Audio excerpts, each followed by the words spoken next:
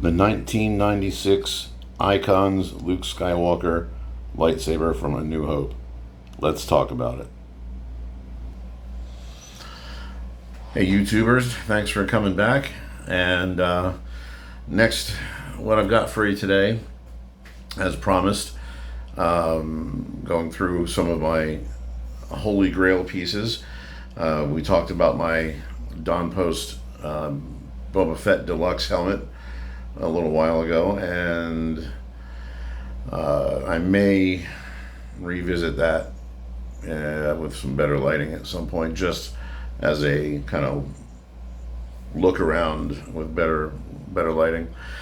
Excuse me. But what we have here is my 1996 Icons Luke Skywalker lightsaber, of which Icons made this and the Darth Vader A New Hope lightsaber, which I would also like to have just to keep the sets complete, but never got around to getting that one. I didn't get around to getting either one of these when they first came out, just because the high-end collectible market was just so much a new thing, and price points at that time were equivalent to buying something, I don't know, that's $1,000 or $1,500 now. So back then, when you're talking something in the upper, the mid hundreds, $300, $400, $500, you're not really at your early 20s, not really established enough yet to kind of have that kind of a wallet.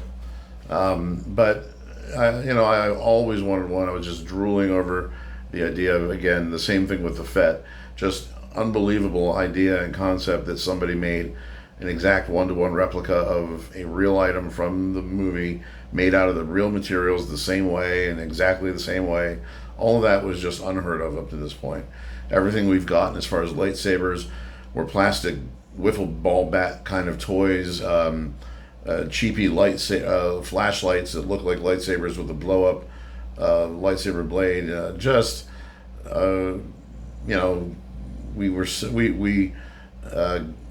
We dealt with it because it was the only thing that was being given to us, but that was it. We just had really cheapy versions of lightsabers, which were the iconic weapon of Star Wars, really. And to have something like this come along, again, mind-blowing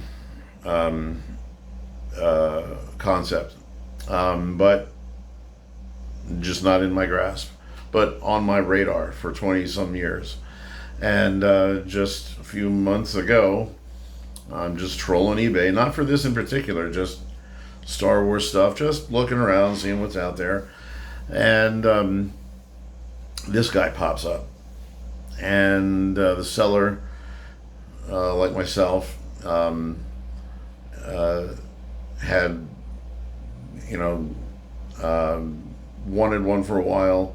A number of years ago, he found this one, somebody on eBay selling it for a real cheap price, because at the time, I guess, I don't know why these things weren't really going for much, and he jumped on it and bought it, and but then unfortunately he started falling on hard times and was selling this for what I thought was a reasonable price, but the bid didn't go all the way to what he wanted, and I won the bid at a very low price.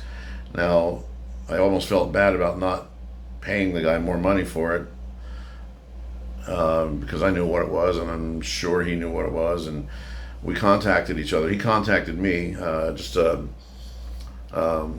let me know about how to set up the bid or the shipping. We were going to work something out because I didn't want to really ruin the damage the item or whatever. But in talking to him, finding out that he's in the just life situations, just needed money, and he didn't want to sell it, but he had to, and wanted to make sure that whoever was going to buy it wasn't just going to turn around and flip it around and try and sell it for money, and wanted to make sure it went to a loving home. And I assured him that absolutely was going to be that I would put this in a place of pride in my collection. Showed him a picture of some of the other things I had, and of course the plea bargain of, if you ever sell it, contact me first. If I can buy it, I'll buy it back.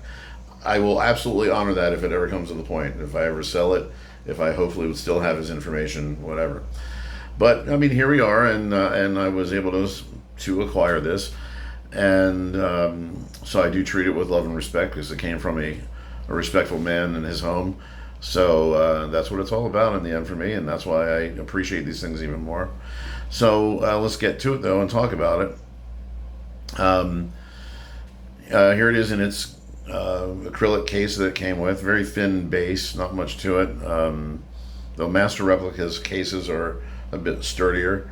So when I got this, I wasn't really aware of that. It's just sitting on a little lip there, which works, but it's, you know, it can pop off pretty easy sometimes. But everything's in good shape. It keeps the dust out. The number, the count number on this was oh boy, I can't think I see it here. Oh, let me just take this off real quick so we can see him a little bit better. Let me remove that so I can get this up and get to the camera a little bit better. 4387 out of 10,000. So, you know, not that it matters really, but you know, we always want a good number, so it's not too bad. Yeah, they don't, not like helmets where the more you keep molding them, that they start losing their shape or anything. But, and oh god, that's right back there on the certificate. I should have just looked at that. So yeah, the case, just a black plastic case with the plaque already affixed to there with the information. These have always been, lightsabers have always fit on their stands a little weird, even the Master Replicas, but this one has a weird upward angle to it. It's just this is the way that it fits. I mean, however you want to turn it, but to get the most view out of it this way. So it's kind of, you know, slightly upward. But it's okay. I mean, it just looks a little off. But the thing is in pristine order. Everything's nice and shiny, no rust, no oxidation or anything like that. The rubber on the T-tracks are still smooth and nice and shiny. The D-ring is still, you know, intact. See if I can get a shot of the Lucasfilm thing there. Yeah, 96 Lucasfilm. So everything's in really good shape. I always, I don't have a set of handling gloves, which I should probably get, but I always wash my hands before I touch this stuff. Always, and then I wipe them down before I put them away. This, I had, when Master Replicas came out and they started bringing out lightsabers, I was just chomping at the bit for one of these, but they didn't release the A New Hope saber right away. They released the Empire Luke saber, which I was happy enough to jump on. And then a little while later, they released an elite version of this, and the price point was just, you know, I could not, well, number one, I just couldn't do it, but number two, just I at the time, I just couldn't justify the price for it. It was just, you know, and the rest of their other sabers are going for $300 or $400, and they got this other thing that's more than that. It just, I don't know. I thought to myself, hey, I've already got a Anakin design style official saber in the Empire saber, and I'll move on. And somewhere in the back of my head, I was always hoping to pick up an Icons, because this was the first one that came out, first licensed authentic lightsaber replica. Somewhere in the back of my head, I wanted one. Now I'm kind of in retro or hindsight wishing I would have gotten the Master Replicas version, and it'd be interesting to put it up next to this to see what the differences are. I'm sure somebody online may have done this, but I just haven't looked. But it doesn't really have the effect of really physically seeing it in front of you. So I may still troll around and see if a Master Replica shows up at some point. But I'll be honest with you again, for all the reasons that I wanted this, and now that I have this, do I need the Master Replicas? Whether it's more exact or not, no, I don't think so. So, but everything about it that we might already know about these sabers, is pretty much here. Being a replica of a Graflex flash lighting assembly, and having an old Texas Instruments calculator bubble lens down here for the on-off or the power gradient of the saber. Don't know if they ever explained what this thing does in universe, but it was the clamp that clamped down the centerpiece for the Graflex. But they just left it there, and kind of is what it is. I suppose they were using this on button up here at the top in universe to turn the thing on and off. And now the focus lens or the light, I don't know what the Graflex piece was underneath here.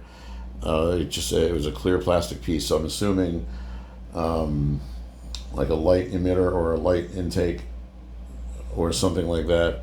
Don't really know. I'd have to research that. And I think these are the two power ports for the flash, and then the flash would mount in the ring here, and you could adjust the flash pitch or something with the flange rings at the top. So I mean, these are all just straight up Graflex function, and then they took some old windshield wiper T-track from an old truck or something, I forget where they got it from, and just affixed it, either glued it on or they drilled holes in the metal and snapped them in. I don't know how Icons has done this, but Master Replicas did it with on the Luke. They kind of had to do it the way they did it with stamping out the back strip around the towards the end of the saber and riveting down pop rivets, and then it had a small little channel in the metal that the track had a positive rib that snuck into it. That's the way the Vader did too. Well, the Vader actually snapped in with just two ends, one on either end. There was like a hole on it. I forgot how they did it, but they didn't glue it in. They just kind of snapped it in, and if you're not careful, they pop out. This has seemed to be a little more sturdy, so I really don't know how they got them on there, but they do not seem to be loose. They don't seem to be coming out anytime soon. What I was also a little surprised by with this, as opposed to any of the Master Replicas, especially the Empire Luke, because that's the closest to this that I have, is how light this one is in comparison. It feels like it's just hollow metal inside, like there's just an empty tube, but it's metal. I mean, it's got a good heft to it, but it's lighter than the other ones. I mean, the Master Replicas Luke is noticeably heavier. So whether or not they just use thicker metal, or if there's actually like a metal rod going through it to give it a little more weight, I don't know. But they've included the little ribbed rings around the binding, the brace in the middle, the screw that holds them in place. I mean, it's all there. And again, the T-track, the difference between the Empire one and the A New Hope one is the T-track is rounded off at the ends here, instead of just out and then cut straight down like on the Empire one. So the Empire one is a little more rougher feeling when your hands are holding it, and however you're holding it, if you were to be holding it. Plus the the cutout track, the cutouts around the back all the way around create another hard point surface in the plastic that your hands are holding onto. So it's a little, it's just a little annoying that way. But that's how they did it. And I think they did that to accommodate those tracks falling off. I guess they had glued them initially during production of the film, and for the Empire one, and they were popping off because the glue wasn't sticking because of the cold. So that's why they cut that channel out in the back of the T-track and riveted them down to keep them on. So interesting things they had to do.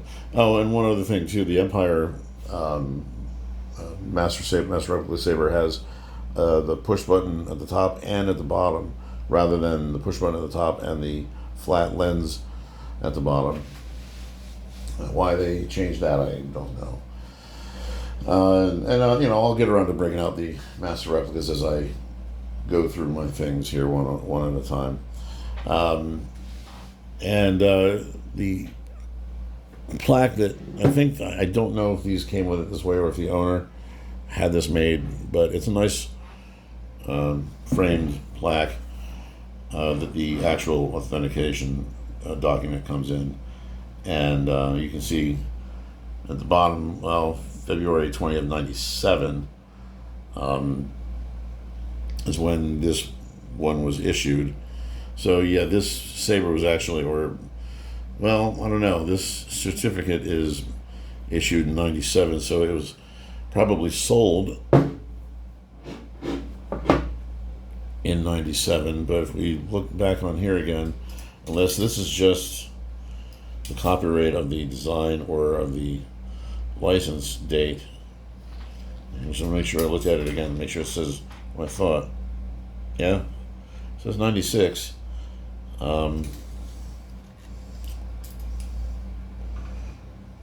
Yeah, that's what it is. So I don't know. Interesting. So I'm going with 96 because I know that's when they initially came out. So that's probably when this one was made, because the numbered plaques are what are actually the numbered thing. These are just made probably, and they just churn through them and they do them. Unless they stamp the part number on them, they are not the actual piece. They're not the actual numbered piece that you're getting. You're getting a numbered certificate and a pre-made piece, which I'm perfectly fine with, but it just is what it is. So yeah, just wanted to grab a quick short video out of this one. Not much to talk about too much. I mean, I've kind of elaborated on it a little bit during my overall collection video. Just wanted to get an up close look at it and just see how everything looked.